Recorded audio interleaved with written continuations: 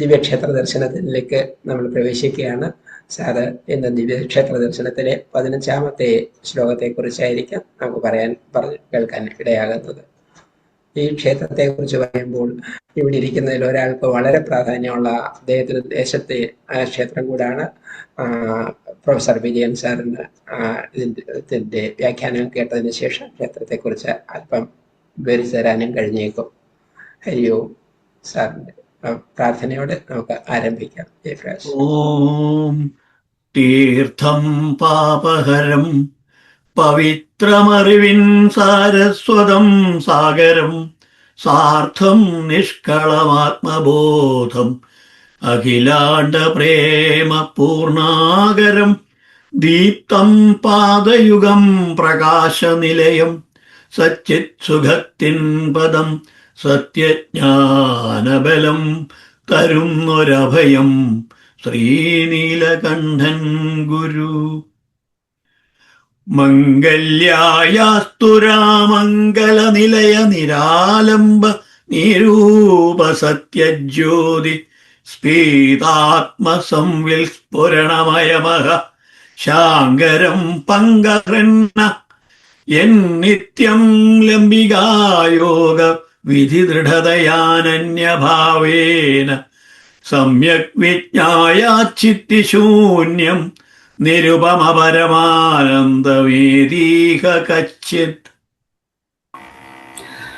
മംഗല്യായാസ്തു രാമംഗലനിലയ നിരാലംബ നിരൂപ സത്യ ജ്യോതിസ്ഫീതാത്മസംവിത് സ്ഫുരണമയമഹ ശാങ്കരം പങ്കഹൃന്ന എന്നിത്യം ലംബികായോഗ വിധി ദൃഢതയാനന്യഭാവേന സമ്യക് വിജ്ഞായ അച്ഛിത്തിശൂന്യം നിരുപമ പരമാനന്ദമേതീഹ കശ്ചിത്. മംഗല്യായ അസ്തു രാമംഗല നിലയ നിരാലംബ നീരൂപ സത്യജ്യോതിസ്ഫീതാത്മ സംവിത് സ്ഫുരണമയം അഹഹ ശാങ്കരം പങ്കഹൃത് നഹ. പങ്കഹൃന്നഹ എന്നുള്ളത് പങ്കഹൃത് നഹ. യത് നിത്യം ലംബികായോഗ വിധി ദൃഢതയാ അനന്യഭാവേന സമ്യക് വിജ്ഞായ അച്ഛിത്തിശൂന്യം നിരുപമ പരമാനന്ദം ഏതി ഇഹ കശ്ചിത് എന്നാണ്. അപ്പൊ ഇതില് മംഗല്യായ അസ്തു, മംഗല്യത്തിന് ആയി ഭവിക്കട്ടെ. മംഗല്യത്തിന്, മംഗളത്തിന്, കല്യാണം, മംഗളം, ശുഭം എന്നൊക്കെ സമാനാർത്ഥങ്ങളായിട്ടുള്ള പദങ്ങളാണ്, പര്യായങ്ങളാണ്. കല്യാണം, മംഗളം, ശുഭം, ഈ പദങ്ങളൊക്കെ മംഗല്യം എന്നുള്ളതല്ല. അപ്പൊ മംഗളത്തിന് കാരണമായി ഭവിക്കട്ടെ. ഏത് തേജസ്സിനെയാണ് ഇവിടെ പറയുന്നത്? ഇതിലൊരു സവിശേഷതയുണ്ട്. ഇത് രാമംഗലം, രാമംഗലം എന്നുള്ളത് രാമമംഗലം തന്നെയാണ്. രാമമംഗല ദേശം, രാമമംഗലത്ത് ഉള്ള ആ ക്ഷേത്രം, ആ ക്ഷേത്രത്തിലുള്ള ഈശ്വര തേജസ് നമുക്ക് മംഗളത്തിന് കാരണമായി ഭവിക്കട്ടെ എന്നാണ് പറയുന്നത്. ഇങ്ങനെ പറയുമ്പോൾ നമ്മൾ പെട്ടെന്ന് രാമമംഗലത്തെ ആ തേജസ്, അവിടെ നരസിംഹമൂർത്തിയാണ് ഈ ക്ഷേത്രത്തിലെ പ്രതിഷ്ഠ. അപ്പൊ നരസിംഹമൂർത്തി എന്ന് പറയുമ്പോഴോ അത് വൈഷ്ണവ ചൈതന്യമാണ്, അഥവാ വിഷ്ണു ചൈതന്യമാണ്.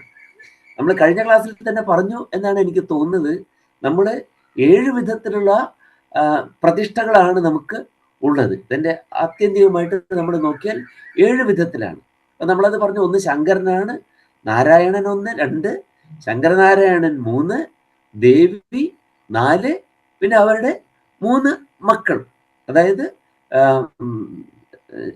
അയ്യപ്പൻ അഥവാ ധർമ്മശാസ്താവ്, സുബ്രഹ്മണ്യൻ, ഗണേശൻ, ഇത് 7 അപ്പൊ ഇതില് നരസിംഹമൂർത്തിയാണ് ഇവിടുത്തെ പ്രതിഷ്ഠ എന്ന് പറയുമ്പോൾ അത് വൈഷ്ണവമാണ്, വിഷ്ണു തേജസ്സാണ്. അതിനർഹമായിട്ടുള്ളതായ പൂജാവിധികളാണ് ഇതിനൊക്കെ ഉള്ളത്. അപ്പോൾ ഇങ്ങനെ ആ തേജസ് നരസിംഹമൂർത്തി ഇവിടെ പ്രതിഷ്ഠിതമായിരിക്കുമ്പോൾ തന്നെ ഇവിടെയുള്ള പ്രാർത്ഥന അവിടത്തെ ശൈവ തേജസ് നമുക്ക് മംഗളത്തിന് കാരണമായി ഭവിക്കട്ടെ എന്നാണ്.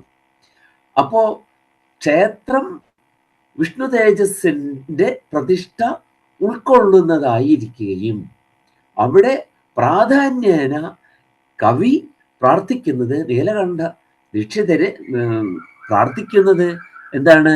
ശൈവ തേജസ് നമുക്ക് മംഗളത്തിന് കാരണമായി തീരട്ടെ എന്നാണ്. അപ്പൊ നമ്മള് വിജ്ഞാനം അതിൻ്റെ വിരാട്ടമ രൂപത്തിൽ ഒന്നാണ് എന്ന് പറയുന്ന പോലെ നമ്മൾ പറയാറുണ്ട് ജ്ഞാന വിജ്ഞാനങ്ങൾ. വിജ്ഞാനം എന്ന് പറയുമ്പോൾ വിവിധമായിട്ടുള്ള ജ്ഞാനമാണ്, പല പല അറിവുകളാണ്. നമുക്കറിയാം, ഇപ്പൊ നമ്മളൊരു സ്പെഷ്യലൈസേഷൻ, ഒരു ഹോസ്പിറ്റലിൽ ചെന്നാൽ തന്നെ അവിടെ നിരവധി ഡോക്ടർമാരെ നമുക്ക് കാണാൻ പറ്റും. അപ്പൊ അതിൽ നമ്മളിപ്പോൾ പീഡിയാട്രീഷ്യനെ കാണാൻ പോയാൽ തന്നെ പീഡിയാട്രീഷ്യന്മാർ തന്നെ പല വിധത്തിൽ ഉള്ളവരുണ്ട് അല്ലേ?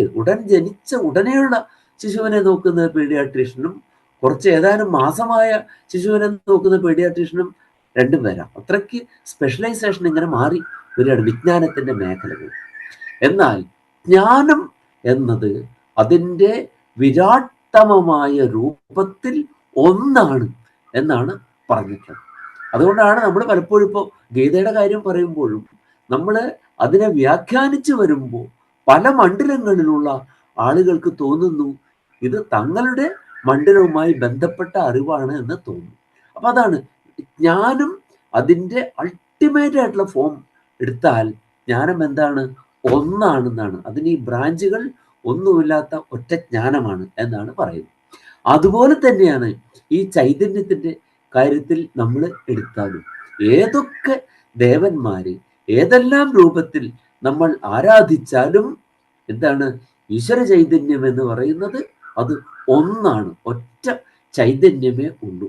അത് വേദവും സ്പഷ്ടമാക്കി പറയുന്നതാണ്. അതാണ് വേദത്തിൽ യച്ഛിദ്ധി ശശ്വതാതന ദേവം ദേവം യജാമഹേ ത്വം ഇത് ഹൂയതേ ഹവിഹി. ഋഗ്വേദത്തിൽ പറയുന്ന ഒരു മന്ത്രമാണ്. ഏതൊക്കെ രൂപത്തിൽ നിങ്ങൾ ദേവന്മാരെ ആരാധിച്ചാലും നിങ്ങൾ ദേവന്മാർക്കായി സമർപ്പിക്കുന്ന എല്ലാ ഹവിസ്സും അഗ്നിമയനായ ഒരൊറ്റ ദേവനിലാണ് എത്തുന്നത്. അപ്പൊ അതിന് വേറെ രൂപമൊന്നുമില്ല, അതിനൊരു തേജസ് എന്ന അർത്ഥത്തിലാണ് എന്ത് പറയുന്നത്? അഗ്നിമയനായ ഒരു ദേവനിൽ തന്നെ എത്തുന്നു. ആ ദേവനോ അത് അയം നായം പുമാൻ നചായം സ്ത്രീ നചൈവായം നപുംസകഃ. ആ ദേവൻ എന്തല്ല? ആ ദേവൻ പുരുഷനുമല്ല, അത് സ്ത്രീയുമല്ല, അത് നപുംസകവുമല്ല എന്ന് വേദം വളരെ സ്പഷ്ടമാക്കി പറഞ്ഞു. അപ്പൊ അതിൽ നമുക്ക് നമ്മുടെ മനസ്സിനിണങ്ങുന്ന ഏത് രൂപമാണോ ആ രൂപത്തെ നിങ്ങൾ ആരാധിച്ചാൽ മതി. എല്ലാം എന്താണ്? ഒരൊറ്റ ദേവനെ തന്നെയാണ് ആരാധിക്കുന്നത്. അവിടെ വീണ്ടും അതിന്റെ സ്പഷ്ടീകരണം പറയുന്നുണ്ട്. നിങ്ങൾ വിവിധങ്ങളായ വൃത്തങ്ങളിൽ, ഛന്ദസ്സുകളിൽ നിങ്ങൾ ദേവന്മാരെ സ്തുതിക്കുന്നു. ഛന്ദസ്സുകൾ ഭിന്നങ്ങളാണെങ്കിലും അതിനാൽ സ്തുതിക്കപ്പെടുന്ന ഈശ്വരൻ ഒന്ന് തന്നെയാണ്. എന്തുപോലെയാണ്? പല പല ദേവന്മാർക്കായി നിങ്ങളുടെ യജ്ഞങ്ങളിൽ പല പാത്രങ്ങളിൽ ഹവിസ്സുകൾ നിറയ്ക്കുന്നു. പാത്രങ്ങൾ ഭിന്നങ്ങളാണെങ്കിലും എല്ലാ പാത്രത്തിലെയും ഹവിസ് ഒന്നായിരിക്കുന്നത് പോലെ എന്താണ് ഹവിസ്? അതായത് അവിടുത്തെ സോമം എല്ലാ പാത്രത്തിലും ഒന്നാണ്, പാത്രം മാത്രമേ വ്യത്യാസമുള്ളൂ. എല്ലാറ്റിലുമുള്ള സോമം ഒന്നാണ് എന്ന് പറയുന്നത് പോലെ ഈ സോമമെല്ലാം സ്വീകരിക്കുന്ന ഈശ്വരനും ഒന്നാണ്. ഇങ്ങനെ ഏകത്വത്തെ വളരെ സ്പഷ്ടമായിട്ട് ഋഗ്വേദം പറഞ്ഞിട്ടുണ്ട്. അപ്പൊ അങ്ങനെ നോക്കുമ്പോൾ നമുക്കിതിൽ എന്തില്ല? അസ്വാഭാവികമായി ഇതിൽ യാതൊന്നും ഇല്ല. നമ്മൾ എന്തിനെയാണ് നമ്മുടെ മനസ്സ് ഹഠാത് ആകർഷിക്കുന്നത്, അതിനെയാണ് നമ്മൾ അവിടെ ആരാധിക്കുന്നതും ആ ചൈതന്യത്തോട് നമ്മൾ പ്രാർത്ഥിക്കുന്നത്. എങ്ങനെയാണത്? പങ്കഹൃത്, പങ്കങ്ങളെ ഹരിക്കുന്നവൻ. പങ്കം എന്ന് പറഞ്ഞാൽ എന്താണ്? പാപം, കിൽബിഷം, കന്മഷം എന്നൊക്കെ പറയുന്ന നമ്മുടെ ഹൃദയത്തിന്റെ മാലിന്യം, ഹൃദയ മാലിന്യങ്ങളെ ഹരിക്കുന്നത്, ഹരിക്കുന്നതായി രാമംഗല നിലയ നിരാലംബ നീരൂപ സത്യജ്യോതിഹി. രാമമംഗലം ദേശത്ത് അവിടെയുള്ള മന്ദിരത്തിൽ സ്ഥിതി ചെയ്യുന്ന നിരാലംബ നീരൂപ സത്യജ്യോതിഹി, നിരാലംബം, ആലംബം ഒന്നും ഇല്ലാതെ വർത്തിക്കുന്നതായ ഈശ്വര ചൈതന്യം. ഈശ്വര ചൈതന്യം എന്ത് ചെയ്യുന്നില്ല? ഒന്നിനെയും അവലംബിച്ചല്ല സ്ഥിതി ചെയ്യുന്നത്. നിരാലംബമായി ആലംബനങ്ങളൊന്നുമില്ലാതെ വർത്തിക്കുന്നു. നിരാലംബ നീരൂപം. നീരൂപം എന്ന് പറഞ്ഞാൽ എന്താണ്? നിര് രൂപം നീരൂപം, അല്ലെ? നീരന്ധ്രം എന്നൊക്കെ പറയുന്നത് പോലെയാണ്. നിര് രന്ധ്രം നീരന്ധ്രം. രണ്ട് രേപം വന്നാൽ ആദ്യത്തെ രേപം ലോപിക്കും. അപ്പൊ നിരരന്ധ്രം നിരന്ധ്രം. അങ്ങനെ ഒരു രേപം ലോപിച്ചാൽ അതിന് തൊട്ട് മുമ്പേയുള്ള സ്വരം ദീർഘിക്കണമെന്നാണ് നിയമം. അപ്പോ നിര എന്നുള്ള നീ എന്തായി തീർന്നു? നീ എന്ന് ദീർഘമായി. അങ്ങനെയാണ് നീരന്ധ്രം, നീരൂപം എന്നൊക്കെ പറയുന്നത്. അന്താരാഷ്ട്രം എന്നൊക്കെ പറയുന്നത് അന്തര് രാഷ്ട്രം, രാഷ്ട്രങ്ങളുടെ ഉള്ളിലുള്ളത് അന്തര്. രേ വന്നപ്പോ ആദ്യത്തെ രേ ലോപിച്ചു, ദീർഘം വന്നു. എന്തിന്? അകാരത്തിന്. അങ്ങനെയാണ് ഈ അന്താരാഷ്ട്രം എന്നൊക്കെ വരുന്നത്. അപ്പോ നിരാലംബവും നീരൂപവും രൂപമില്ലാത്തതും ആയിട്ട് നമ്മൾ സങ്കല്പിക്കുന്നതാണ് പല പല രൂപങ്ങൾ. യഥാർത്ഥത്തിൽ എന്തില്ല? ഒരു രൂപവും അതിനില്ല. അഥവാ അങ്ങനെ ഒരു രൂപം നമുക്ക് ഇന്നേ വരെ കണ്ടെത്താൻ കഴിഞ്ഞിട്ടില്ല.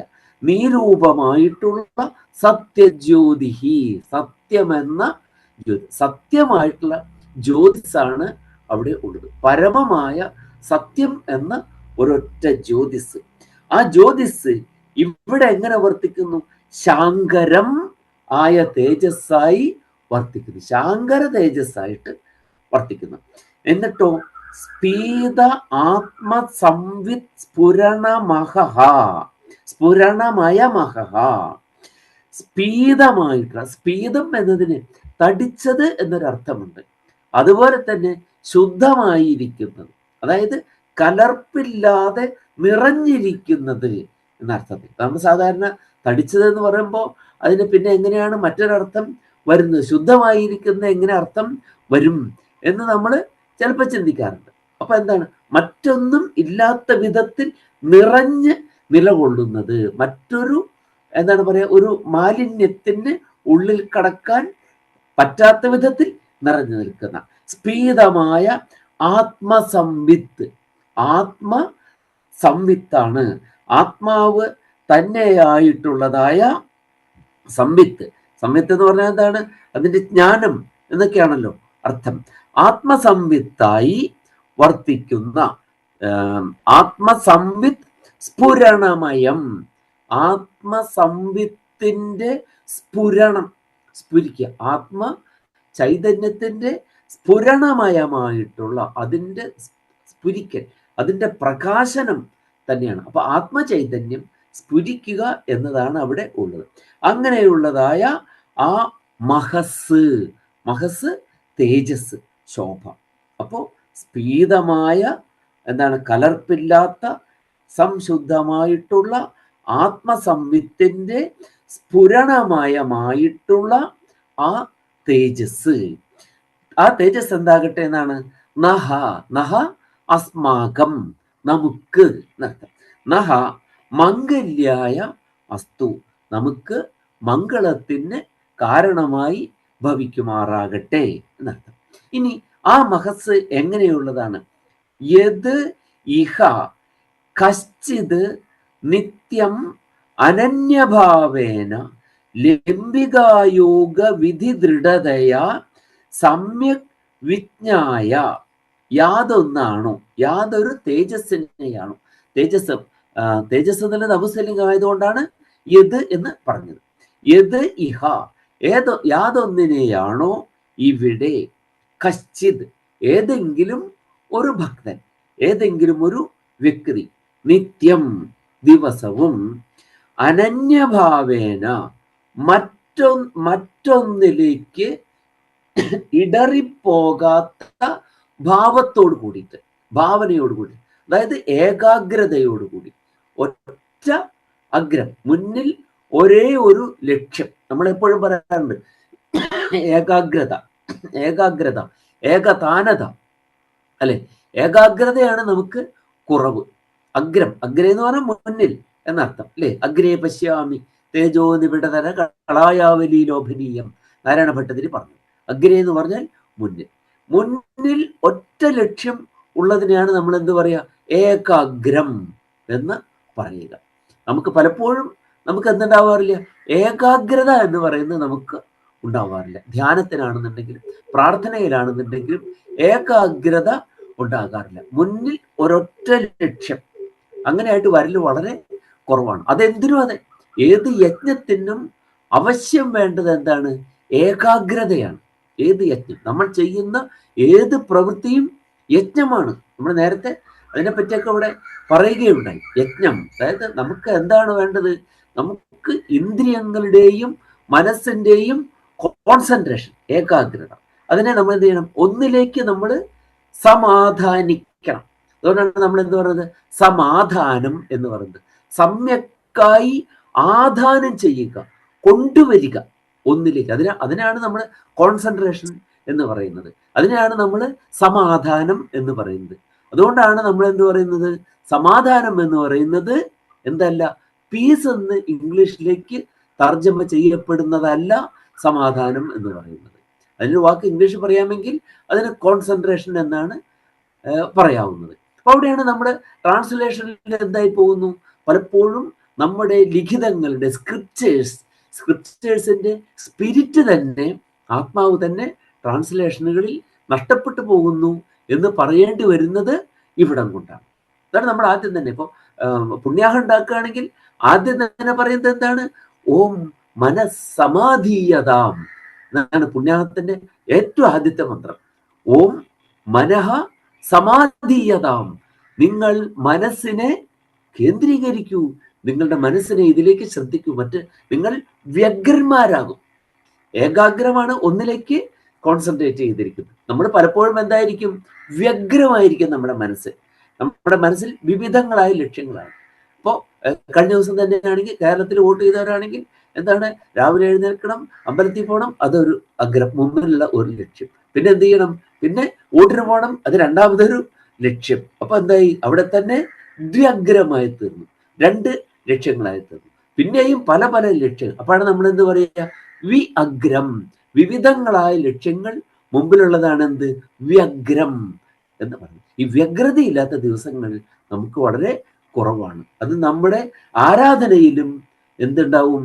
നമ്മുടെ ഈ വ്യഗ്രത ഉണ്ടാകും. ഈ വ്യഗ്രത വരാതെ ഏകാഗ്രതയോടുകൂടി ചെയ്യണം എന്നർത്ഥം. അതാണ് അനന്യഭാവേന എന്ന് പറയുന്നത്. മറ്റൊന്നിലേക്ക് എന്തുണ്ടാകാൻ പാടില്ല? നമ്മുടെ ഭാവന തിരിഞ്ഞു പോകാതെ അനന്യഭാവേന ലംബികായോഗ വിധി ദൃഢതയാ, ലംബികായോഗ വിധി ദൃഢതയാ. അവിടെ ഈ ക്ഷേത്രത്തില് ഇപ്പോ നമ്മൾ ധ്യാനിക്കുന്ന ഈ പ്രതിഷ്ഠയുടെ ഒരു സവിശേഷതയുണ്ട്.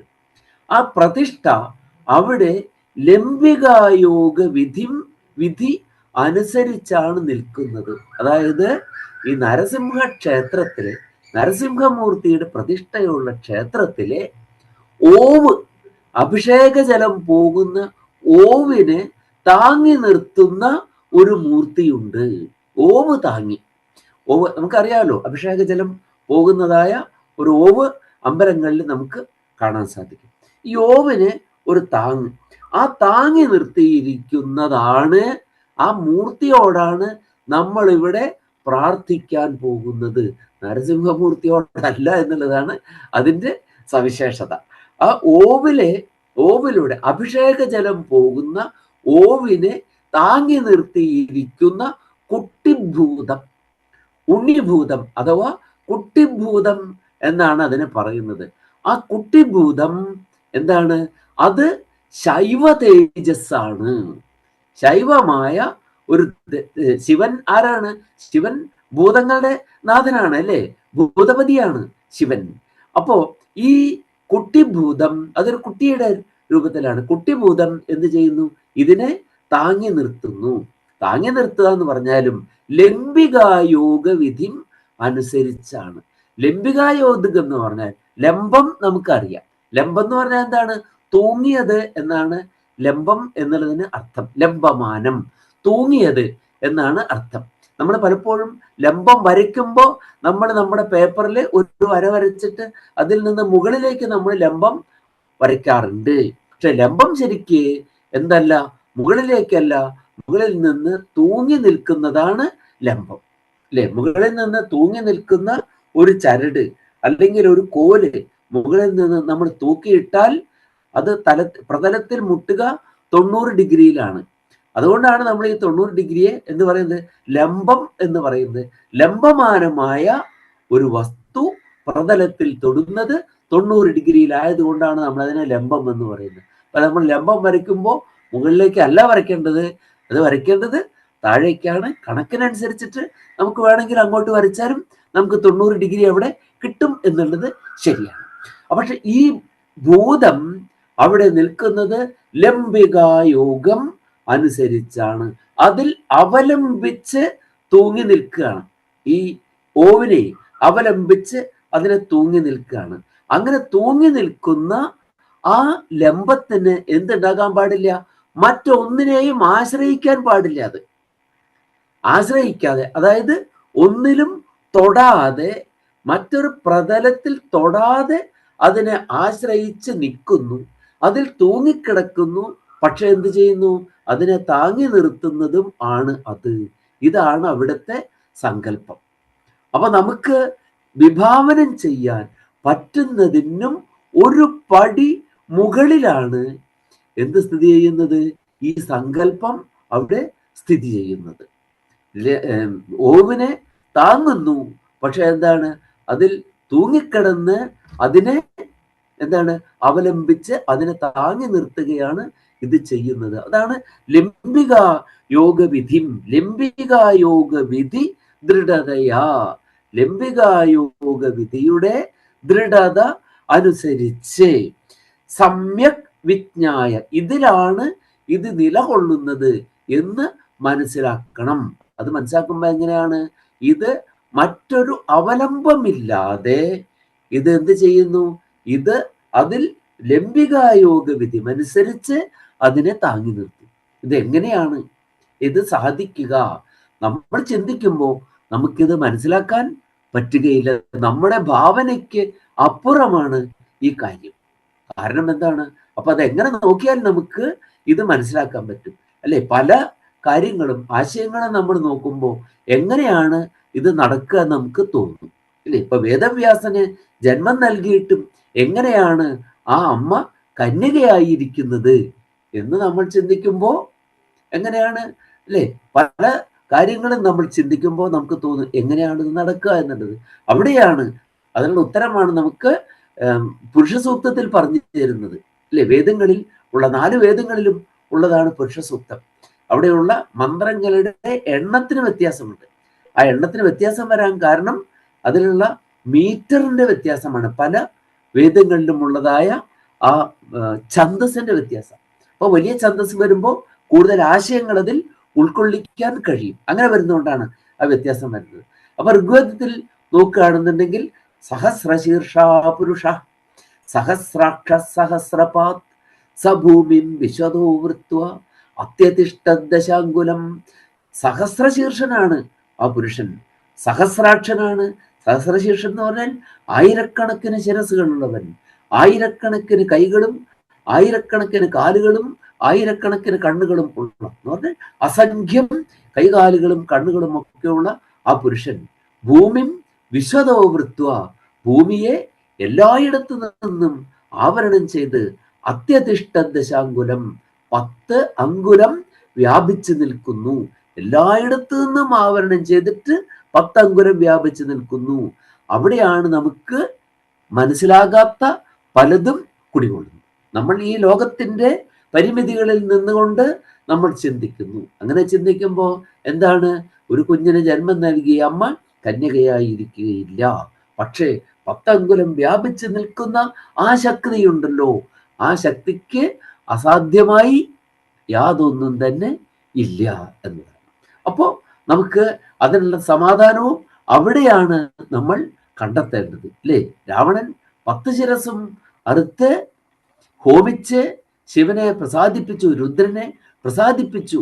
എന്നിട്ടും രാവണൻ ലോകകണ്ടകനായി മാറിയപ്പോൾ രാവണനെ നിഗ്രഹിക്കുന്നതിന് വഴിമരുന്നിടുവാൻ 11ാമത് ഒരു രുദ്രൻ ഉണ്ടായിരുന്നു.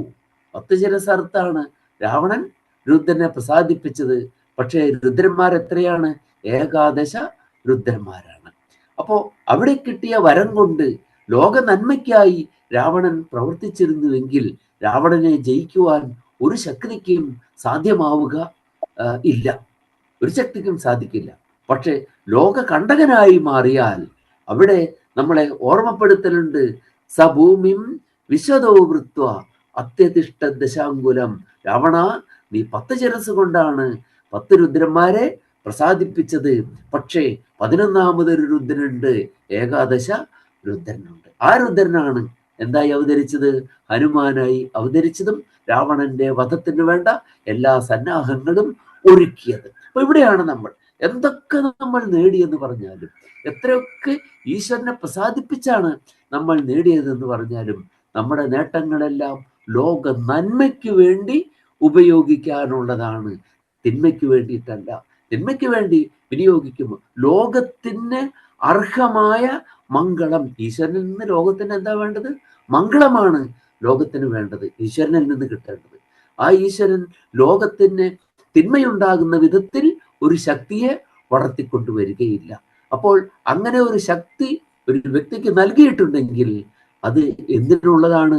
ലോക നന്മയ്ക്കാണ്. അതിന് വിനിയോഗിക്കുമ്പോൾ അയാൾ സ്തേനനല്ലാതെയായിത്തീരുന്നു.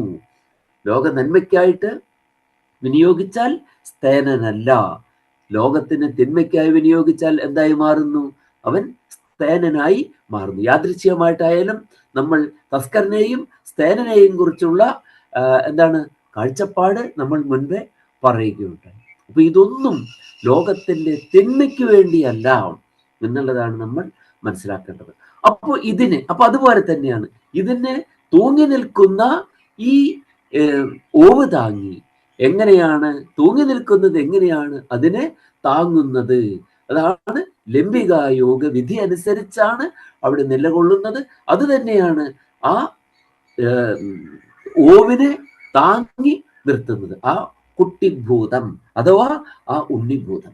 ഉണ്ണിഭൂതം ആയതുകൊണ്ട് തന്നെ അതിനെന്തുണ്ട്?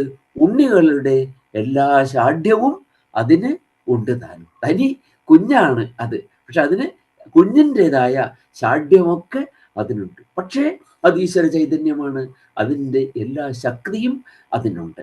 അങ്ങനെ നമുക്കിതിന്റെ അർത്ഥം പറഞ്ഞിട്ട് വിശദീകരണത്തിലേക്ക് പോകാം. അങ്ങനെ ലംബികായോഗ വിധി ദൃഢതയാ, ലംബികായോഗ വിധി അനുസരിച്ച് ദൃഢമായി നിലകൊള്ളുന്ന ആ ശക്തി അതാണ് എന്ന് സമ്യക് വിജ്ഞായ, അതിൻ്റെ ഈ സവിശേഷതയെ ശരിയായി മനസ്സിലാക്കിയിട്ട്, ജ്ഞാത്വ പറഞ്ഞു കേട്ട അറിവ് മാത്രമൊന്നും പോരാ, ശരിയായി അത് എന്തായിത്തീരണം? അത് അനുഭൂതിയിലേക്ക് വരണം. അതിനെ അല്ലേ, അറിവ്, നമ്മുടെ അറിവൊക്കെ എന്തായിത്തീരുന്നില്ല, അതിന് ശരിയായൊരു അസിമിലേഷൻ വരുന്നില്ല എന്ന് വേണമെങ്കിൽ നമുക്ക് പറയാം. ജ്ഞാനം എങ്ങനെയാണ്? 4 ഘട്ടങ്ങളിലൂടെ ജ്ഞാനം ശരിയായ ജ്ഞാനമായി മാറുകയുള്ളൂ. അത് ഒന്നെന്താണ്? ആദ്യത്തെ ഘട്ടം നമുക്കൊക്കെ ഉള്ളതാണ്, അധീതി, അധ്യയനം ചെയ്യൽ. അതിനെ അങ്ങോട്ട് വായിച്ച് മനസ്സിലാക്കുക. വായിച്ച് മനസ്സിലാക്കി ഒരു ആശയം നമ്മളതിൻ്റെ ഒരു അർത്ഥതലം മനസ്സിലാക്കി തീർന്നു. അധീതി കൊണ്ടായില്ല, പിന്നെ എന്ത് വേണം? ബോധം വേണം. അതിനെ ബോധിക്കണം, നന്നായിട്ട് അത് മനസ്സിലാക്കണം. എന്നിട്ട് എന്ത് ചെയ്യണം? അതിനനുസരിച്ച് ആചരിക്കണം. അതിനനുസൃതമായി ആചരണം ഉണ്ടാവുക. എന്നിട്ടോ അതിനനുസരിച്ച് പ്രവർത്തിക്കുക. അതാണ് അതിലൂടെ എന്തിനാകുന്നു? പ്രചരിപ്പിക്കുക. അതിനെ അധീതി, ബോധം, ആചരണം, പ്രചാരണം, ഈ 4 ഘട്ടങ്ങളിലൂടെയാണ് ജ്ഞാനം എന്തായി തരുന്നത്?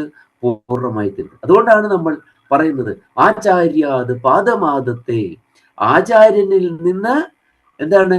പാദം എന്താണ്? 4-1 പാദം അല്ലെ?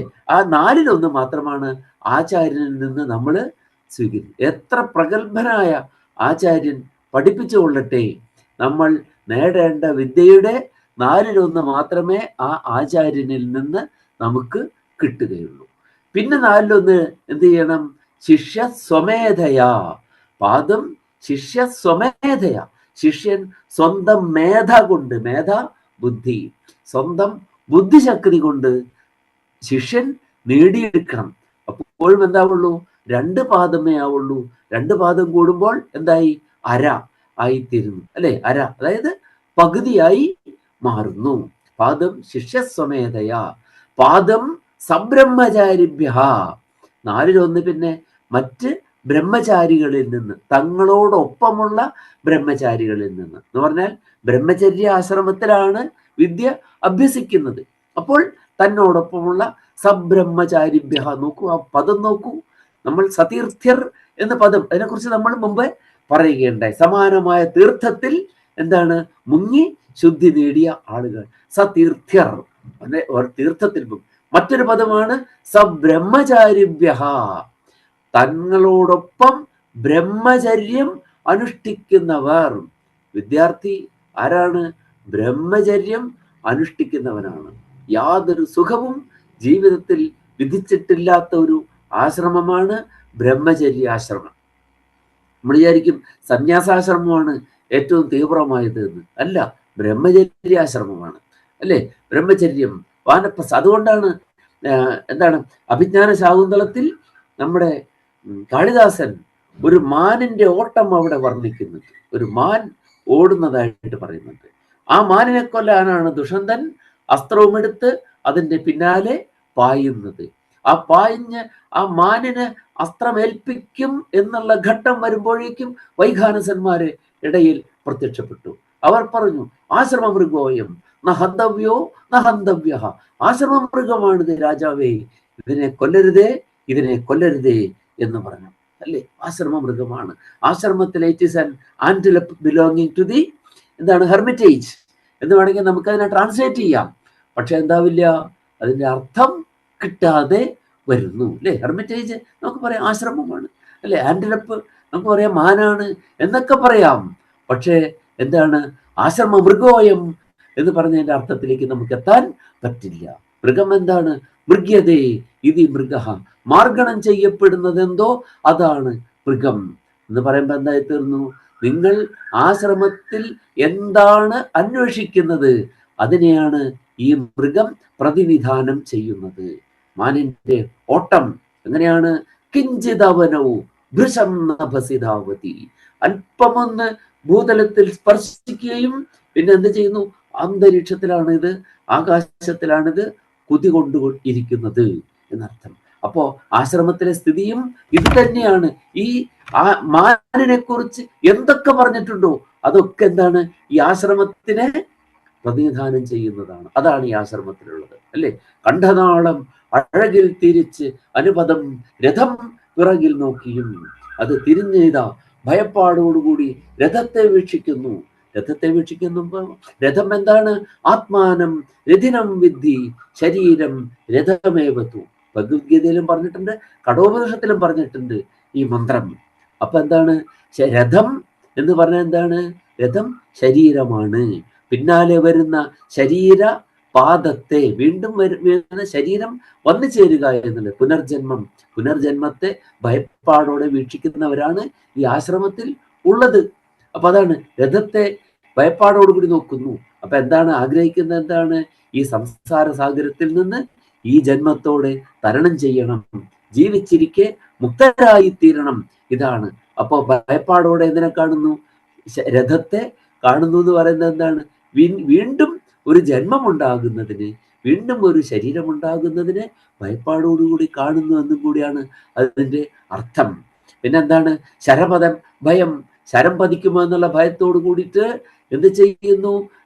പൂർവകായത്തിലേക്ക് പൃഷ്ഠമത് പൂർവകായഗതമാക്കിയും എന്ന് പറയുമ്പോ ശരം എന്താണ്? കാമശരങ്ങൾ, കാമബാണങ്ങൾ. അതിനെ അവർ ഇഷ്ടപ്പെടുന്നില്ല. അതുകൊണ്ട് എന്ത് ചെയ്തിരിക്കുന്നു? പൂർവകായത്തിലേക്ക് പൃഷ്ഠകായം, പൃഷ്ഠഭാഗം അതിലേക്ക് പ്രവേശിപ്പിച്ചിരിക്കുക. അപ്പൊ നമ്മൾ ആലോചിച്ചാൽ എന്താണിത്? പൂർവാശ്രമം, ആദ്യത്തെ ബ്രഹ്മചര്യാശ്രമം, ഒടുവിലത്തെ സന്യാസാശ്രമം, ആ സന്യാസാശ്രമത്തിൽ അവരെന്ത് ചെയ്യുന്നു? ബ്രഹ്മചര്യത്തെ അനുഷ്ഠിക്കുന്നു.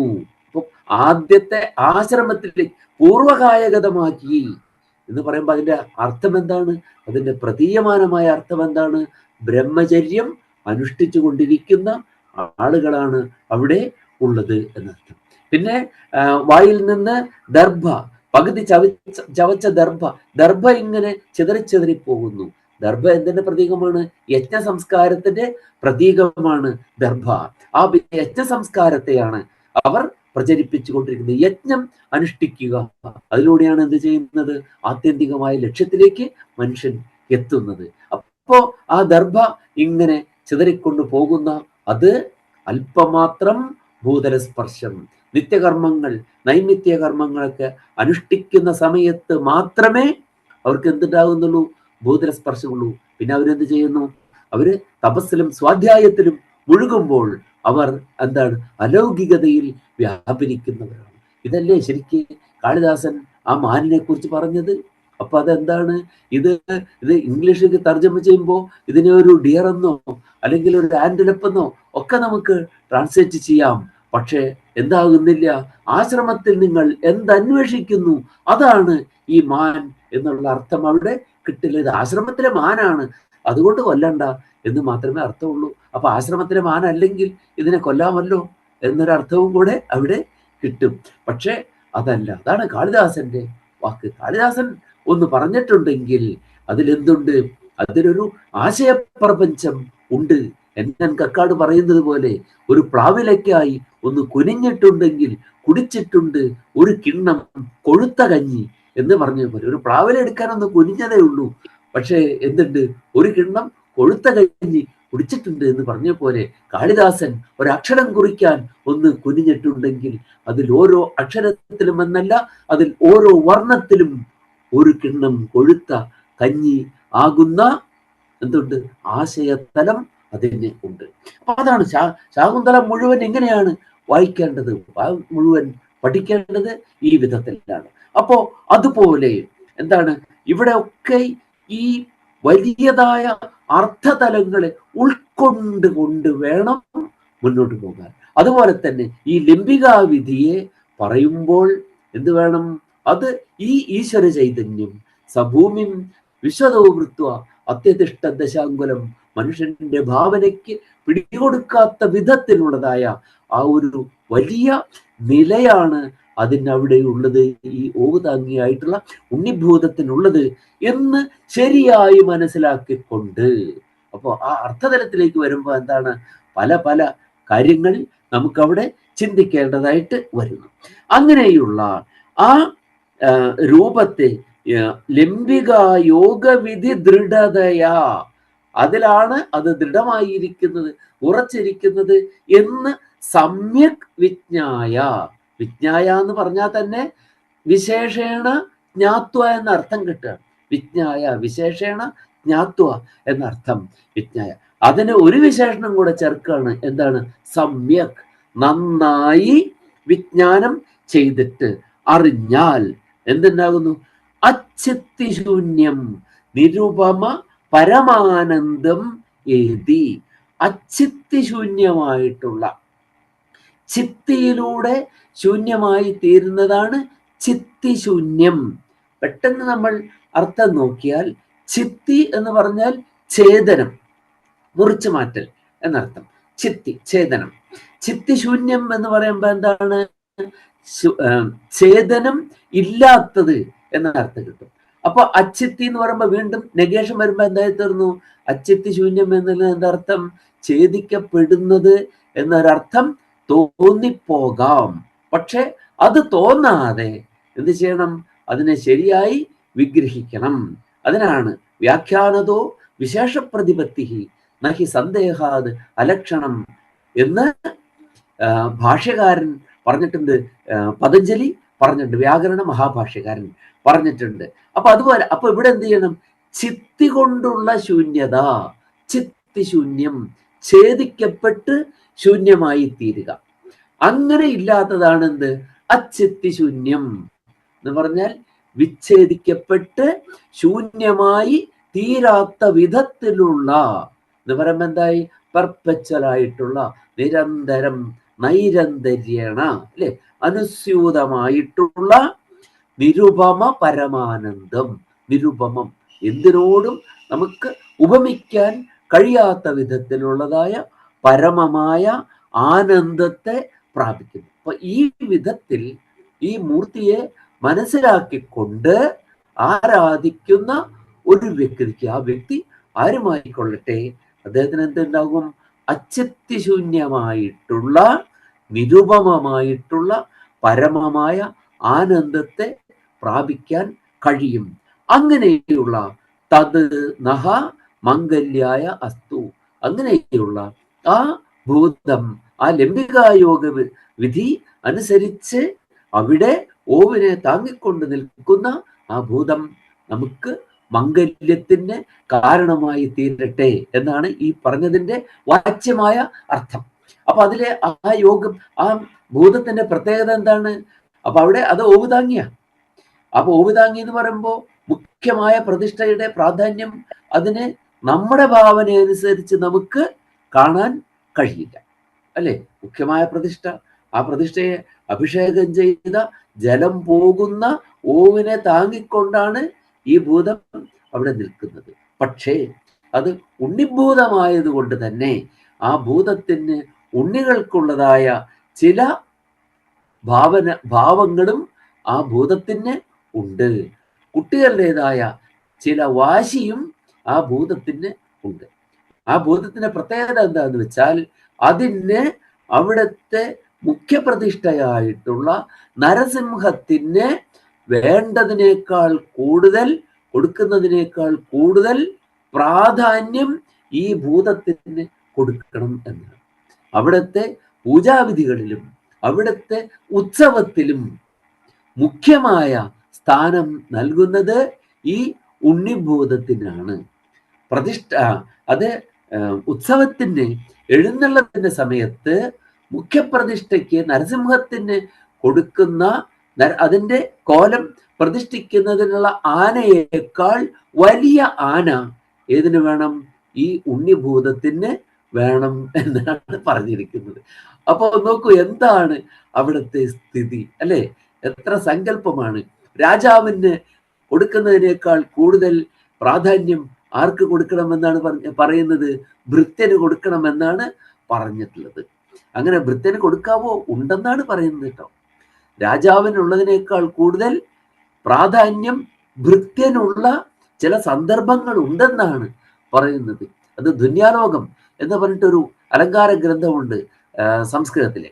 ധുന്യാലോകം സംസ്കൃതത്തിലെ അലങ്കാര ഗ്രന്ഥങ്ങളിൽ വെച്ച് നോക്കിയാൽ അതിൽ ഏറ്റവും ഉത്തമമായിട്ടുള്ളത് ധുന്യാലോകമാണ്. ആനന്ദവർദ്ധനന്റെ ധുന്യാലോകമാണ്. ആ ധുന്യാലോകത്തിന് അഭിനവഗുപ്തന്റെ ലോചനം എന്ന് പറയുന്ന വ്യാഖ്യാനമുണ്ട്. ആ ലോചനം എന്താണ്? ധുന്യാലോകത്തെക്കാൾ കേമമാണ് ലോചനം. അതാരാണ് എഴുതിയിരിക്കുന്നത്? അഭിനവഗുപ്തനാണ്. അഭിനവഗുപ്തൻ എന്ന് പറഞ്ഞാൽ ആരും കൂടിയാണ്? നാട്യശാസ്ത്രത്തിന് അഭിനവ ഭാരതി എന്നുള്ള കമന്ററി എഴുതിയ ആളാണ് അഭിനവഗുപ്തൻ. നാട്യശാസ്ത്രത്തിന്റെ മുകളിലാണ് എന്ത്? അഭിനവ ഭാരതിയുടെ സ്ഥാനം. നാട്യശാസ്ത്രം പഠിക്കണമെങ്കിൽ അഭിനവ ഭാരതി പഠിക്കണം. അഭിനവ ഭാരതിയുടെ മഹത്വം നാട്യശാസ്ത്രത്തിനേക്കാൾ 100 മടങ്ങ് അധികമാണ്. അതേ അഭിനവഗുപ്തൻ എന്ത് ചെയ്തു? ലോചനം എന്നൊരു വ്യാഖ്യാനം ധുന്യാലോകത്തിന് എഴുതി. ധുന്യാലോകം, ലോചനമില്ലെങ്കിൽ ധുന്യാലോകം ഒന്നുമല്ല. ധുന്യാലോകം എന്താണ്? ധ്വനിയെ ആലോകനം ചെയ്യാണ്, കാണുകയാണ്. കാണണമെങ്കിൽ എന്ത് വേണം? കണ്ണ് വേണം. അതിനാണ് ഇത് എഴുതിയത്. അഭിനവഗുപ്തൻ ലോചനം എഴുതിയത് ധുന്യാലോകത്തെ കാണുന്നതില്ല. അപ്പൊ അവിടെ പറയുന്നുണ്ട്, അവിടെ ഈ രസമാണ് ഏറ്റവും പ്രധാനം ഒരു കാവ്യത്തിന്. അപ്പൊ രസത്തിന്റെ ധ്വനിയാണ് ഏറ്റവും പ്രധാനം. ചില സ്ഥലത്ത് ഭാവത്തിന് പ്രാധാന്യം വരും. ഭാവങ്ങളാണ്, പല ഭാവങ്ങളാണ് ചേർന്ന് എന്തുണ്ടാകുന്നത്? രസത്തെ പ്രദാനം ചെയ്യുന്നത്. അതിന് ഒരു ഘടകമാണ് എന്ത്? ഭാവം. പക്ഷേ ചില സന്ദർഭങ്ങളിൽ ഭാവം മുഖ്യമായി അഭിവ്യഞ്ജിക്കും. അവിടെ എന്താണ്? രസത്തേക്കാൾ പ്രാധാന്യം ഭാവത്തിന് കാണും. അതിനൊരു ഉദാഹരണം പറയുകയാണ്. എന്താണ്? വിവാഹം ആഘോഷിക്കുന്ന ഭൃത്യനെ പോലെ. ഒരു രാജഭൃത്യന്റെ വിവാഹം നടക്കുകയാണ്. അവിടെ രാജാവ് വന്നിട്ടുണ്ടെങ്കിലും ആ രാജാവിനേക്കാൾ പ്രാധാന്യം അവിടെ വിവാഹം കഴിക്കുന്ന ഭൃത്യനാണത്രേ. അപ്പോ എന്താണ്, വിവാഹപ്രവൃത്ത രാജഭൃത്യവത്, വിവാഹത്തിനായി തുടങ്ങിയിരിക്കുന്ന രാജഭൃത്യനെ പോലെ അവിടെ ആ ഭൃത്യനാണ് പ്രാധാന്യം എന്ന ഭാഗം നമ്മൾ ഓർത്തുപോകും. ഈ രാമമംഗല ക്ഷേത്രത്തിലെ ഈ കുട്ടിഭൂതത്തിന്റെ പ്രതിഷ്ഠയെയും അതിന് നൽകുന്ന ഉപചാരങ്ങളെയും കാണുമ്പോൾ വലിയ എന്താണ്, പ്രധാന മൂർത്തിക്ക് ഉള്ളതായ അതിൻ്റെ എഴുന്നള്ളിപ്പിന് ഉപയോഗിക്കുന്നതിനേക്കാൾ കേമനായ ആന ആർക്ക് വേണം? ഈ കുട്ടിഭൂതത്തിന് വേണം. ഇത് കുട്ടികളുടെ ഒരു വാശിയാണത്രേ. കുട്ടികൾ അങ്ങനെയല്ലേ, അമ്മയും അച്ഛനും വർത്താനം പറയുമ്പോൾ കുട്ടിയെ എടുത്തുകൊണ്ട് വന്ന അതിഥിയോട് വർത്താനം പറയുകയാണെങ്കിൽ കുട്ടി എന്ത് ചെയ്യും? അവിടെ ഇരുന്ന് ചെറിയ പ്രശ്നങ്ങൾ ഉണ്ടാക്കും. എന്ത് വേണം? എല്ലാവരും ആരും നോക്കണം? കുട്ടിയെ വേണം നോക്കാനായിട്ട്. ഈ ഒരു ഭാവം എന്താണ്, ശരിയായി പ്രകടിപ്പിച്ചുകൊണ്ടാണ് ഈ ക്ഷേത്രത്തിൽ ഈ മൂർത്തി കുടികൊള്ളുന്നത്. അപ്പൊ അതുകൊണ്ടാണ് ഇദ്ദേഹവും തീർത്ഥപാദരും എന്ത് ചെയ്തിരിക്കുകയാണ്? ഈ മൂർത്തിയോടാണ് അവിടെ ഈ പ്രാർത്ഥന ചെയ്തിരിക്കുന്നത്. ഈ മൂർത്തി നമുക്ക് മംഗളത്തിന് കാരണമായി ഭവിക്കട്ടെ എന്ന് പറയുന്നതാണ്. അപ്പൊ അത് എന്തിനെല്ലാം പര്യാപ്തമാണ്? എല്ലാ പങ്കങ്ങളെയും മാറ്റിക്കളയുന്നതിന് പര്യാപ്തമാണ്. കാരണം എന്താണ്? ഇത് അഭിഷേകജലമാണ്, പോകുന്നതിനെയാണ് ഇത് താങ്ങി പിടിച്ചുകൊണ്ട് നിൽക്കുന്നത്. അവിടെ തന്നെ എന്താണ് ഒരു ശുദ്ധീകരണത്തിന്റെ പ്രക്രിയ, അതിൽ മുഖ്യ പങ്ക് വഹിക്കുന്ന ഒരാളാണ് എന്നുള്ളതിനെ അവിടെ സൂചിപ്പിച്ചിട്ടുണ്ട്. അപ്പോൾ നമ്മൾ ദാർശനികമായി നോക്കുമ്പോൾ എന്താണ്, ആദ്യം നമ്മൾ പറഞ്ഞതുപോലെ ഈശ്വര ചൈതന്യം ഒന്ന് തന്നെയാണ്. അതിനെന്തില്ല, അതിന് യാതൊരു, നമുക്ക് ഏത് ദേവനെ ഏത് രൂപത്തിൽ നമുക്ക് ആരാധിക്കണമോ ആരാധിച്ചുകൊള്ളൂ. അതെന്താണ്? അത് ഒരേ ഒരു ശക്തിയുടെ വിഭിന്നങ്ങളായ ഭാവങ്ങൾ മാത്രമാണ്. അല്ലാതെ എന്തല്ല, എല്ലാം വേറെ വേറെ ദൈവങ്ങളല്ല എന്നാണ് നമ്മൾ അവിടെ മനസ്സിലാക്കേണ്ടത്.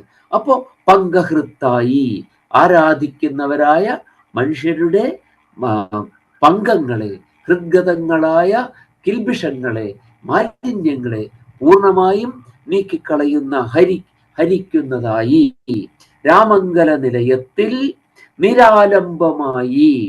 എന്തില്ല, അതിനെ അവലംബിക്കുന്നതിന് യാതൊന്നുമില്ല. പക്ഷെ എന്താണ്, അത് ഒന്നിനെ എന്ത് ചെയ്യുന്നു? ലംബമാനമായി മാത്രം അവിടെ നിലകൊള്ളുന്നു. എന്നാലോ അത് നിരൂപമാണ്, നിരൂപമാണ്. അതിന് ശരിയായ രൂപങ്ങളൊന്നും അതിന് ഇല്ല എന്നർത്ഥം. അപ്പോ ഈ ഓവ് താങ്ങിയായി നിൽക്കുന്നത് എന്താണ്?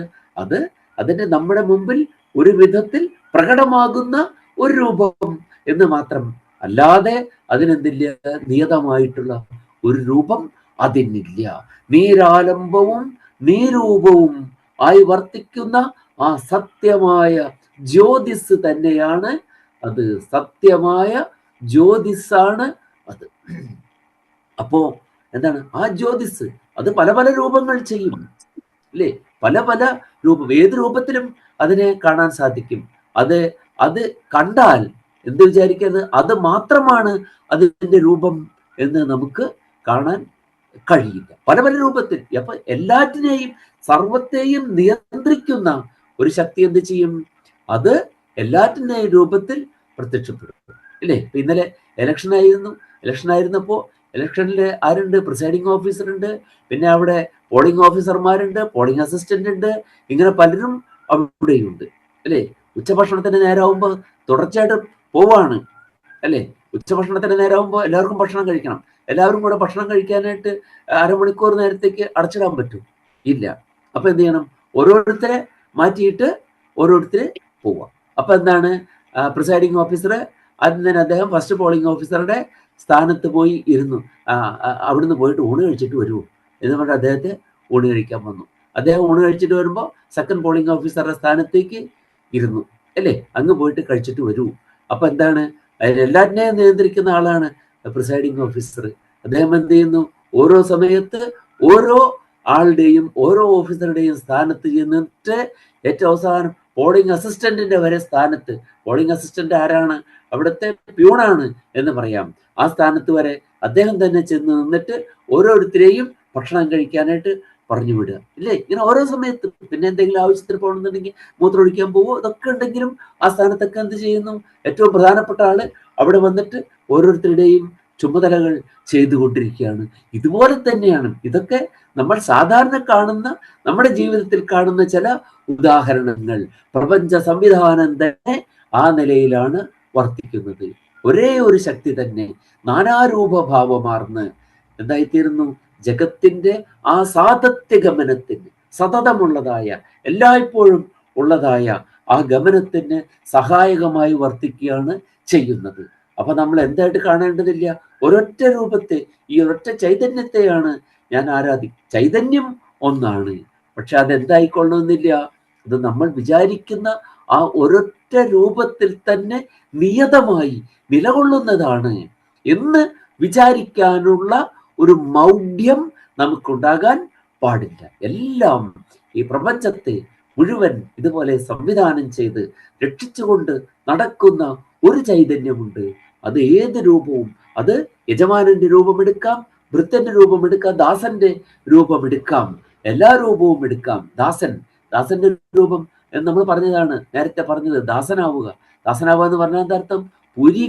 പൂർത്തീകരിക്കുക എന്നർത്ഥം.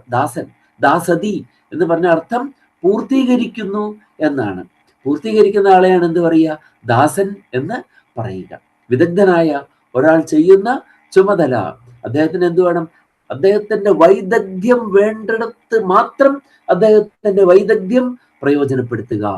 വൈദഗ്ധ്യം വേണ്ടാത്തിടത്ത് എന്ത് ചെയ്താൽ മതി? അതിന് ദാസന്മാർ മതി.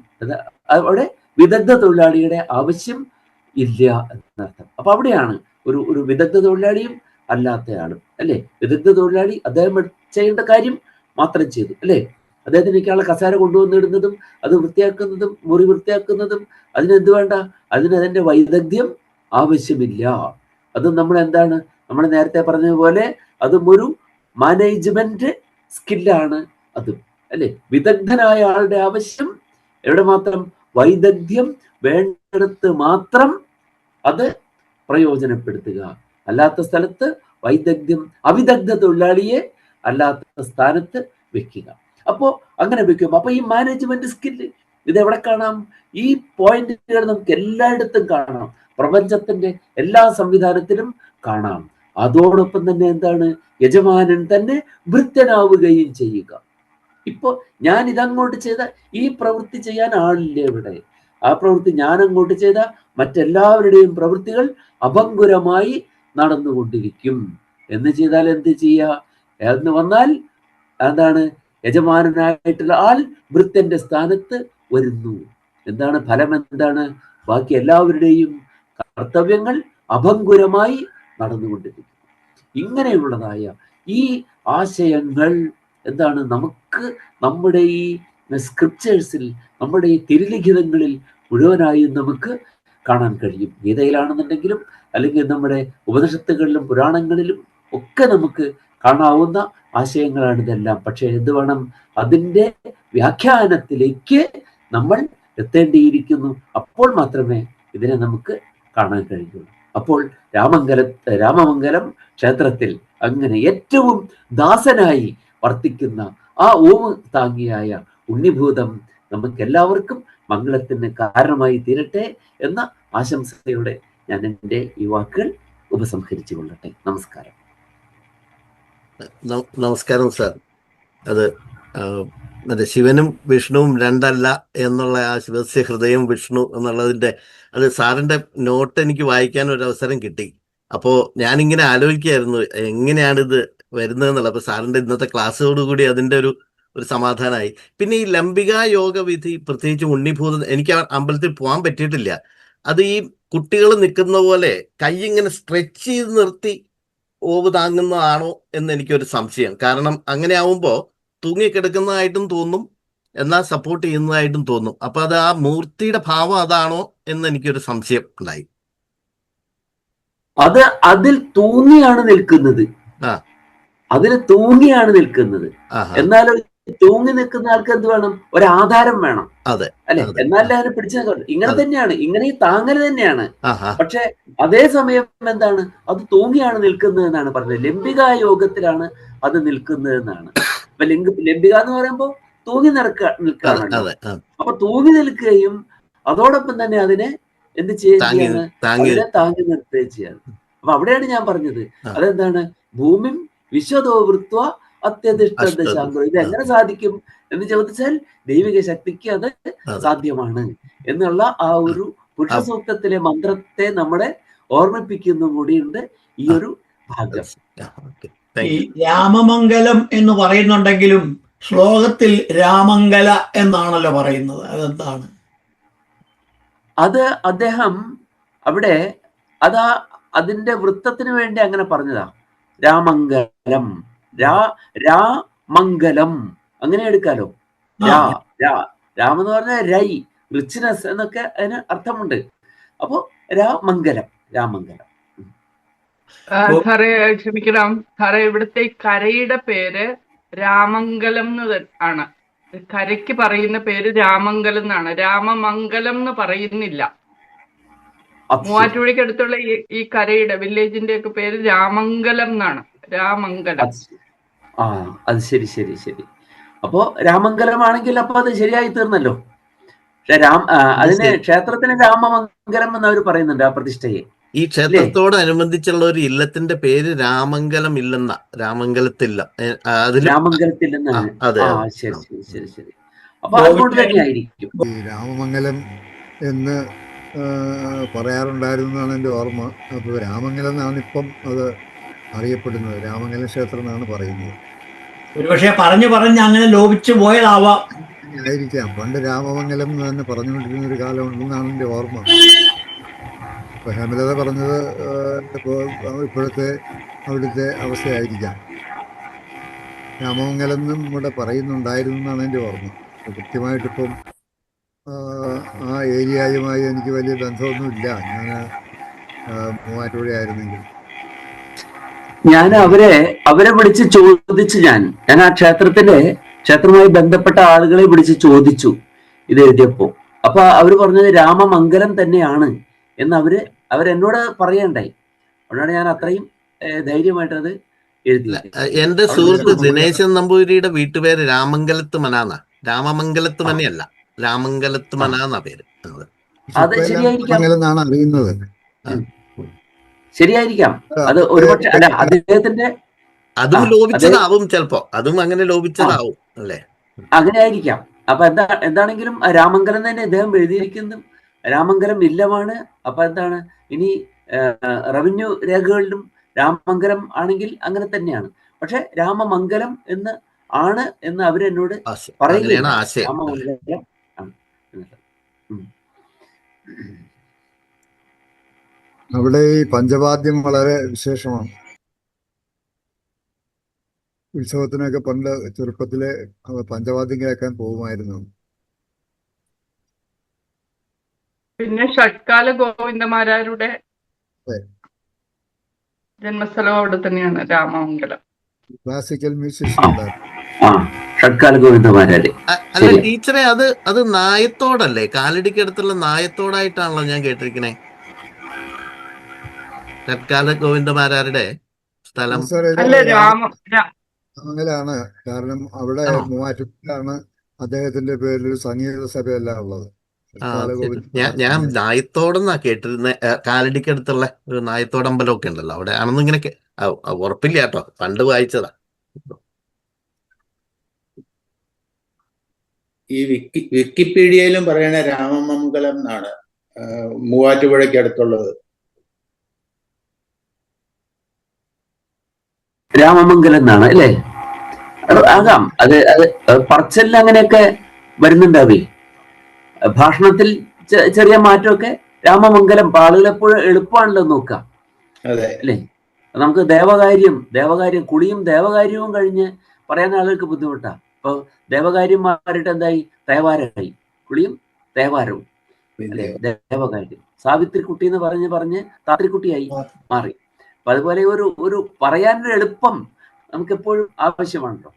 അതുകൊണ്ട് അങ്ങനെ ഉണ്ടായിട്ടുണ്ടാവാം, ലോപിച്ചിട്ടുണ്ടാവും, പറഞ്ഞിട്ട് ലോപം വന്നിട്ടുണ്ടാകും.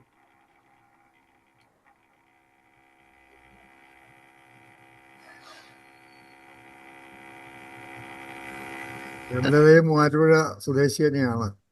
ഉം. എൻ്റെ അനന്തരവളും കൂടെയാണ്, എൻ്റെ ഓ അമ്മാവൻ്റെ മകളുടെ മകള്.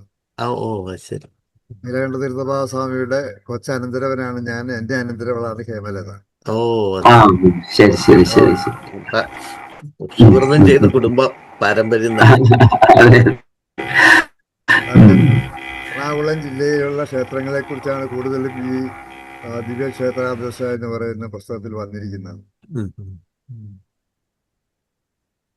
തൃക്കാരിയൂര് കഴിഞ്ഞ ദിവസത്തെ സാറിന്റെ ക്ലാസ് ഉണ്ടായിരുന്നത് തൃക്കാരിയൂര്.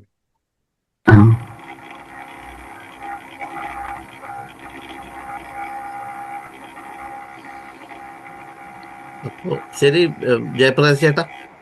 ഓക്കെ. നിർവാണ ഷട്കം. മനോബുദ്ധ്യഹങ്കാരചിത്താനി നാഹം ന ച ശ്രോത്രജിഹ്വേ ന ച ഘ്രാണനേത്രേ ന ച വ്യോമഭൂമിർ ന തേജോ ന വായു ചിദാനന്ദരൂപ ശിവോഹം ശിവോഹം.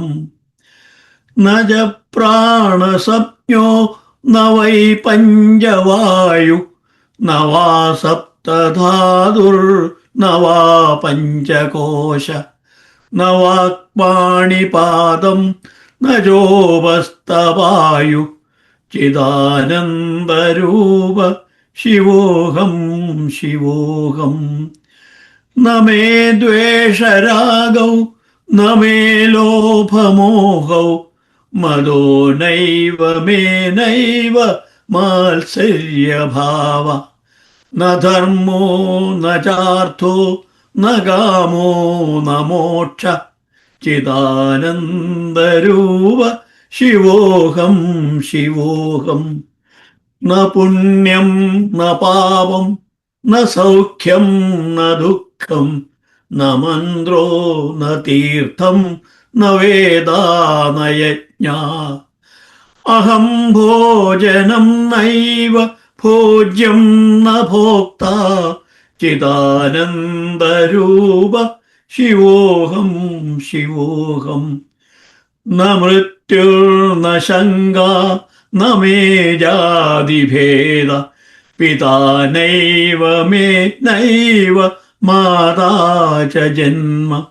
ന ബന്ധുർന മിത്രം ഗുരുർനൈവ ശിഷ്യ ചിദാനന്ദരൂപ ശിവോഹം ശിവോഹം. അഹം നിർവികൽപ്പോ നിരാകാരരൂപോ വിഭുത്വാച്ച സർവത്ര സർവേന്ദ്രിയാണാം ന ചാസംഗതം നൈവ മുക്തിർനമേയ ചിദാനന്ദരൂപ